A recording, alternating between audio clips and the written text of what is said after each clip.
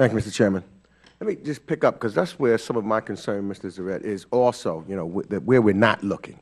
I listened to most of you have said that we've done a pretty good job dealing with our financial institutions of doing all that we can in that area.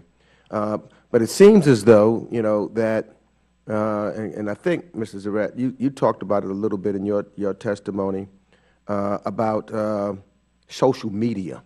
And this new technology, and then the dark web to raise funds and cover tracks. Can you talk to me a little bit? How is that? Do you see a lot of this terrorism funding now, or people trying to hide their money through these the webs, the different webs, the dark web, and social media and things of that nature? It's a great question, Congressman. I think you've got two dimensions to this. One is the reality that you have sophisticated actors using the formal financial system in creative ways, layering their activities more and more over time, and using those seams in the system that I described to their advantage. For example, you've seen FinCEN put out recently a Section 311 designation of an Andorran bank. As part of that designation, they laid out 3 individuals in schemes where individuals were providing money laundering advice and schemes for the customers of that bank and others involved in that network in Venezuela, in China, and elsewhere. And so there are formal mechanisms and sophisticated actors that take advantage of the blind spots we have in our system. And in one respect, Congressman, we've not done well in understanding where there is beneficial ownership held by criminal actors or illicit actors in our system. We still don't have a regulation out that lays out what the requirements are consistently across the board for the financial community as to what beneficial ownership and control actually means and what the requirements are for those institutions. Believe it or not, in 2015, we're still not there. So that's an example in that first dimension. Is that something that this committee should be targeting? I think you should be asking hard questions of the Treasury and the administration, my former friends and colleagues. This is something they've been working on for a long time, but you need to ask that question. And things like, where are investments going in the U.S., how are bank accounts being used, who's opening corporations in the U.S. and using those corporations as fronts, critical questions. Secondly, the dark web dimension of what you described, the digital currency space. I see sort of 2 elements emerging. One, those in the digital currency space that actually want digital currency to be part of the formal financial system, or at least a helpful part of financial payment systems. And they're trying to find ways of complying. They're trying to create their technological design in ways that allows that to happen.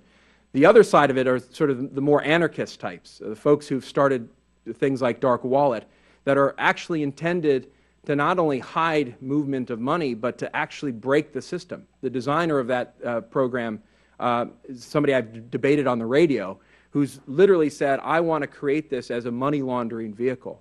And so, yes, there are those out there who are trying to use new technologies to actually evade scrutiny and counter the very notion of an open and transparent financial system.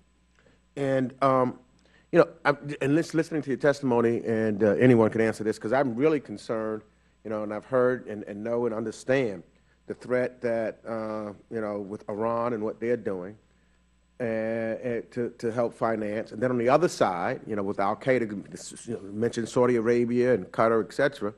And we need cooperation some kind of way between the countries in the region and others, Turkey, in order to be successful to try to wipe this thing out. So are we missing? I mean, this is a committee that's trying to really, what are we missing? What can this committee look at and dig deep and ask other questions in that regard, so that we can make sure that this crossing of financing is not taking place, and more cooperation with the various countries in the region?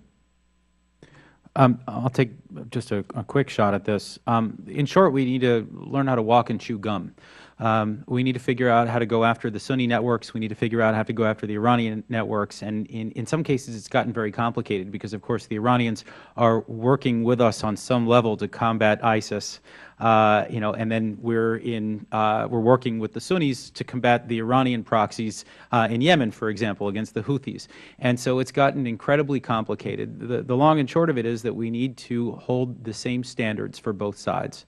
We need to continue to go after the Sunni actors and the Shiite actors and to try to just keep our eye on the ball. I don't think we've done a good job of that. I think we continue to make deals with one side or the other. We're afraid to go after some of these Turkish actors because of the Turks are training up a force right now that is supposed to fight Daesh.